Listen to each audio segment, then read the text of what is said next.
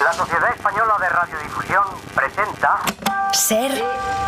¡Viva la radio! Podcast. Siempre. Las 8 de Hoy por Hoy en Ser Podcast. Hola, buenos días. Eso debía de ser el patriotismo entonces, que un mandatario extranjero acuda a difamar al presidente de tu país y aplaudir a ese mandatario. Aplaudir cuando clama abajo el Estado y la justicia social, que son los pilares de tu Constitución. Y preguntarse literalmente por qué la gente no echa al gobierno a patadas. El socialismo, que básicamente esconde lo peor del ser humano, que es la envidia, el odio, el resentimiento, el trato desigual frente a la ley y, si es necesario, el asesinato, porque nunca se olviden que los malditos socialistas asesinaron a 150 millones de seres humanos. Se puede ignorar o rebajar lo que Milei vino a decir a España, es una opción. La encuesta que publicamos esta mañana en La Serie en El País advierte de que en las europeas Vox pasará de 3 a 8 escaños. Para unas generales, el partido que más sube en un mes es Vox, que donde consigue más apoyos es entre los jóvenes de entre 18 y 25 años, los primeros votantes, por tanto. Para consolidar ese impulso electoral, Abascal invita a los líderes de ultraderecha y, sobre todo, invita a Javier Milei. Y qué calaña de gente atornillada al poder y qué niveles de abuso puede llegar a generar. Digo, aún cuando tenga la mujer corrupta, se ensucia y se tome 5 días para pensarlo. Se puede discrepar de Pedro Sánchez o acusarle de electoralismo y a la vez reconocer que es el presidente de un gobierno legítimo que representa a nuestro país. Lo básico, vaya. Algunas cosas tampoco es que necesiten mucha vuelta. Ni siquiera hace falta acudir a aquella defensa que Zapatero hizo de Aznar ante Hugo Chávez, como ayer se iba recordando en redes. No seré yo el que esté cerca de las ideas de Aznar, pero el expresidente Aznar fue elegido por los españoles. No hace falta acudir tan lejos, basta con lo más reciente, aquello que el Partido Popular exigía tras la metedura de pata de Óscar Puente. Pedían su dimisión y que se disculpara. Si es intolerable que un ministro ofenda a un mandatario extranjero, ¿no lo es que un mandatario extranjero venga a España a ofender aquí al presidente de tu país? Es clave saber cuál es la respuesta a la pregunta, sobre todo por saber qué se pide exactamente todas aquellas veces que se pide patriotismo. El gobierno español llama a consultas a la embajadora en Argentina y espera que Javier Milei se disculpe antes de escalar la crisis diplomática, pero no parece que vayan a llegar esas disculpas. Ha hablado esta madrugada el portavoz presidencial argentino, que es Manuel Adorni. El presidente Milei no es que no va a pedir disculpas, no tiene por qué pedir disculpas. De hecho, seríamos muy gustosos que efectivamente el gobierno español le pida disculpas al presidente por todo el maltrato, el destrato y los insultos que ha recibido en los últimos al menos 15 días. Por si había dudas, hablaba también el ministro del Interior argentino, que es Guillermo Francos. Las agresiones fueron agresiones del gobierno del presidente Sánchez. El presidente Milei, incluso en su discurso, si usted repasa su discurso, no hizo ninguna mención directa, ningún nombre directo, con lo cual no sé por qué tanta ofensa, ¿no? Creo que han levantado el tema innecesariamente y ojalá lo den por superado. El presidente Milei no va a hacer comentarios sobre eso en ningún sentido. Así es como empieza esta semana, la semana en que va a arrancar la campaña de las elecciones europeas y que antes, el miércoles, tendrá la comparecencia del presidente del gobierno, que tendrá que explicar en el Congreso la polémica en torno a la investigación judicial abierta contra su mujer. Guillermo Lerma, buenos días. ¿Qué tal? Buenos días, Astre. El gobierno estuvo valorando ayer por la tarde qué respuesta daba definitivamente a Milei y optó por esa crisis diplomática, que la verdad es que puede ir a más, Guille, en vista de cuál ha sido la primera reacción desde Argentina.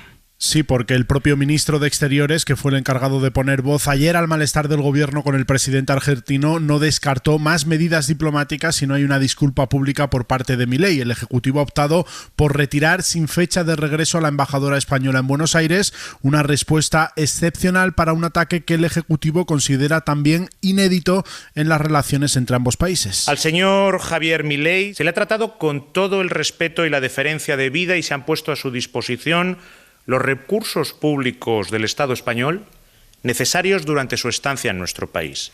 Sin embargo, a esta hospitalidad y a esta buena fe ha respondido con un ataque frontal a nuestra democracia, a nuestras instituciones y a España.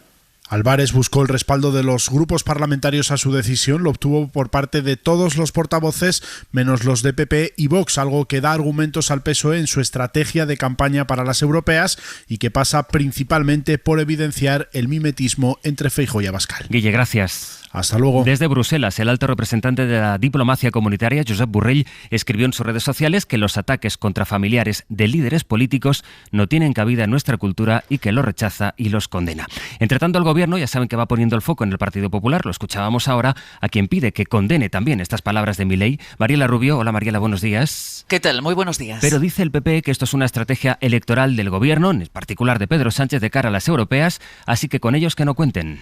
Sí, según el PP, el PSOE quiere utilizar las declaraciones de Milei para activar a su electorado más desmovilizado. No participaremos en una estrategia para distraer a la ciudadanía de los problemas internos del gobierno y de la falta de explicaciones de Sánchez, es lo que decía el portavoz parlamentario popular Miguel Tellado. El señor Álvarez, que no nos llamó para informarnos de la posición de España con respecto al Sáhara, a Ucrania, nos llama hoy para que el Partido Popular defienda a Pedro Sánchez de unas declaraciones del presidente argentino que el gobierno, su gobierno, acusó recientemente de drogarse. De la estrategia del Partido Socialista no vamos a participar. El silencio de Sánchez genera dudas internas en España, genera desconfianza en el extranjero y debilidad en nuestras posiciones en el exterior. Según Génova, hace semanas que Sánchez debería haber dado explicaciones, es textual, sobre los casos de supuesta corrupción en su entorno. Nuestra labor, dice el PP, es hacer oposición al presidente de España, no al de Argentina. Mariela, hasta luego.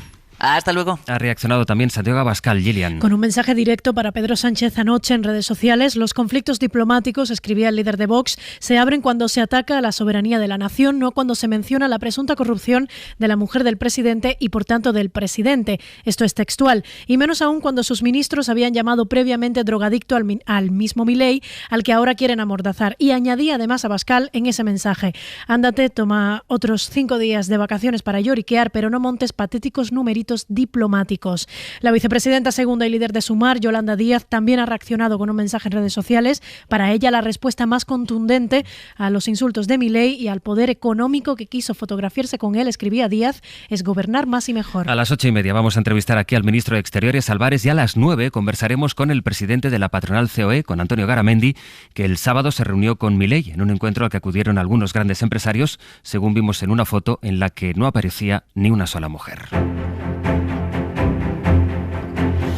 Y todo esto, como les decía, en puertas de unas elecciones europeas en las que va a crecer el bloque de la derecha. Eso apunta la encuesta de la serie El País, encuesta de 40dB, que publicamos esta mañana, con el PP y Vox prácticamente doblando su representación actual en el Parlamento Europeo y un PSOE que aguanta. David Junquera, buenos días. Buenos días. Las urnas europeas vienen con subidón para la derecha, pero en unas elecciones en las que suele sufrir el partido de gobierno, el PSOE consigue mantener el tipo. Es cierto que según el barómetro pierde casi 3 puntos respecto a los resultados de hace 5 años, pero también es cierto que mantendría sus 20 eurodiputados. En cualquier caso, el que mejor sale parado de la encuesta es el PP, que con el 33,5% de los votos válidos casi duplicaría su actual número de escaños, de 12 a 23, muchos de ellos a costa de Ciudadanos, que desaparece. Vox también crecería de 3 actas a 8, Sumar y Podemos se quedarían con 3 y 2 asientos. El resto de fuerzas presentarían unos números parejos a los de 2019. La encuesta también evidencia que Irene Montero es la candidata más conocida y a la vez la que ostenta la valoración más baja. Los consultados asocian mayoritariamente a la Unión Europea con la democracia y el estado de bienestar, y el menor sentimiento de pertenencia a ella lo tienen los votantes de ultraderecha.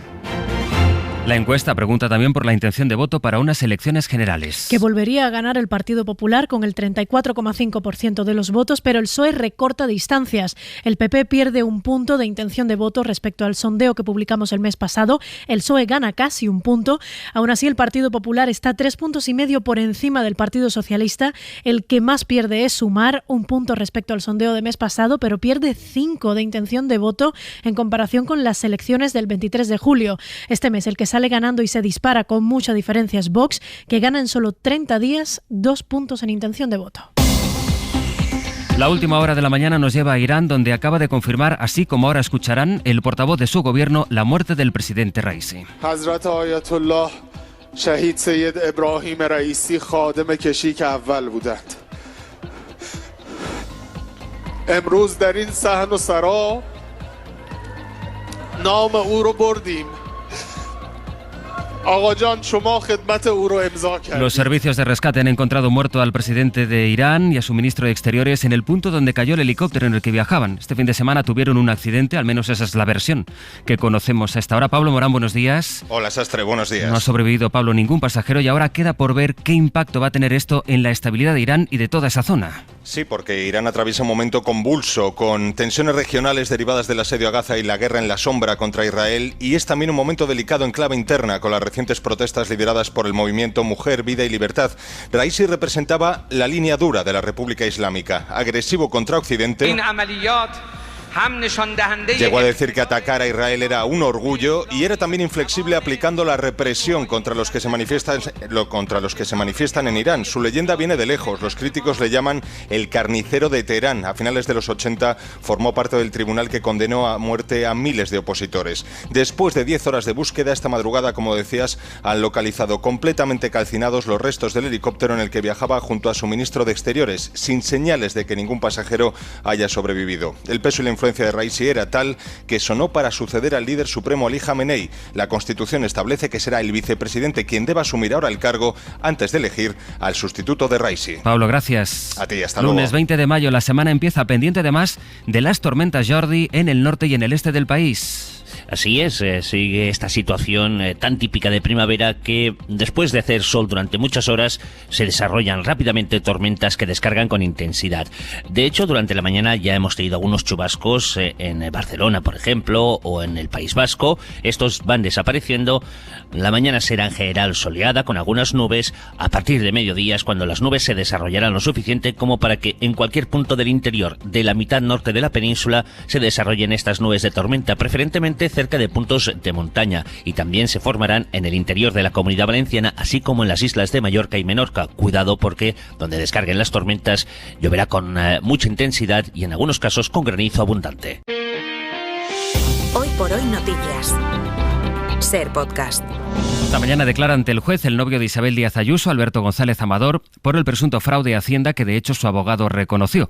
Hoy González Amador declara como investigado y el viernes será quien defienda su querella contra la Fiscalía por aquella nota pública para desmentir los bulos que circulaban sobre la denuncia del novio de Ayuso y el correo en el que su abogado reconocía esos supuestos delitos. Bueno, saben que el TSJ de Madrid apunta al fiscal general del Estado como máximo responsable de que se conociera ese correo, aunque la verdad es que hubo una veintena de personas que tuvieron acceso a esa información. Nos lo cuenta Miguel Ángel Campos. El juez que instruye el caso de la filtración del acuerdo de conformidad del novio de Ayuso, Francisco José Goyena, pone el foco en el correo avanzado por la SER el pasado 13 de marzo que demostraba que había sido la pareja de la presidenta quien había solicitado un pacto por sus delitos fiscales y apunta al fiscal general del Estado. Pero ese correo fue enviado por el abogado de Alberto González 41 días antes, el 2 de febrero, a una dirección genérica de la Fiscalía de Delitos Económicos a la que desde aquel día tuvieron acceso hasta 13 fiscales y 4 funcionarios. La lista de personas que conocían la información es más amplia. Además del propio autor, también la pareja de Ayuso y distintas personas del entorno de la presidenta. En su relato, el juez también omite otros datos clave y hace suyo el relato del novio de Ayuso. Excluye de su exposición que fue el diario El Mundo y otros medios quienes publicaron primero un correo supuestamente filtrado por el entorno de la presidenta para atribuir falsamente a la Fiscalía la oferta de un acuerdo de conformidad. Con su nota de prensa, la Fiscalía defiende que se limitó a aclarar la verdad sobre un secreto ya revelado por el entorno de Ayuso. También en Madrid, 18.000 personas, según la delegación del Gobierno, salieron ayer a la calle para pedir una mejor gestión de la sanidad pública. Me han dado hora para el 25 de febrero del 2025. ¿Cuál es la diferencia? Tengo dinero para pagarlo. Para las especialidades tarda muchísimo tiempo en darse. Estas han sido algunas de las reivindicaciones y las protestas por la gestión del gobierno de Ayuso. Decían que hacía falta más medios, más médicos y sobre todo los madrileños han denunciado los pocos pediatras que hay en los centros de salud. La ministra de Sanidad, Mónica García, encabezó la manifestación en el centro de la capital, un posicionamiento que ha criticado el gobierno de la Comunidad de Madrid, que ha acusado a la ministra de activista. El mapa para entender el mundo. El Estado Islámico, que reivindica la autoría del tiroteo en Afganistán en el que murieron 3 turistas españoles. Los atacantes usaron ametralladoras para atacar a 7 cristianos y otros 5 chiíes hazaras, según la agencia de noticias afín a la organización yihadista Amaq.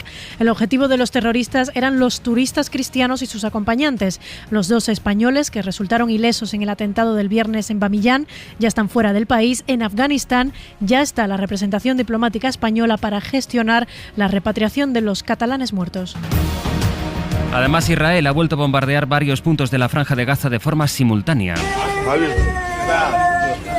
El ejército israelí ha lanzado ataques a la ciudad de Gaza, también a Rafah, en el sur. Hay varios heridos, entre ellos niños, y hasta el momento no se han confirmado la muerte de 3 personas. En la ciudad de Gaza aún no se sabe cuál ha sido el balance de víctimas. Mientras tanto, Estados Unidos le está pidiendo al primer ministro de Israel, a Netanyahu, que diseñe una estrategia política sólida, les piden, para Gaza. Pero a esta presión internacional se suma la que tiene Netanyahu en casa, dentro de su propio gobierno. Uno de sus ministros, socio de su coalición, le ha dado un ultimátum. Le da, de hecho, menos de 20 días de plazo para que presente un plan estratégico. Desde Jerusalén, María Rodríguez Zabalde, buenos días. Buenos días. A Netanyahu le crecen los frentes de batalla y esta vez desde muy adentro. Es Benny Gantz quien le da hasta el 8 de junio para que presente un plan para los días después de la guerra que incluya definir quién podría gobernar tras la derrota de Hamas, una posible administración civil multinacional, el regreso de palestinos al norte antes del 1 de septiembre o seguir afianzando las relaciones con Arabia Saudí.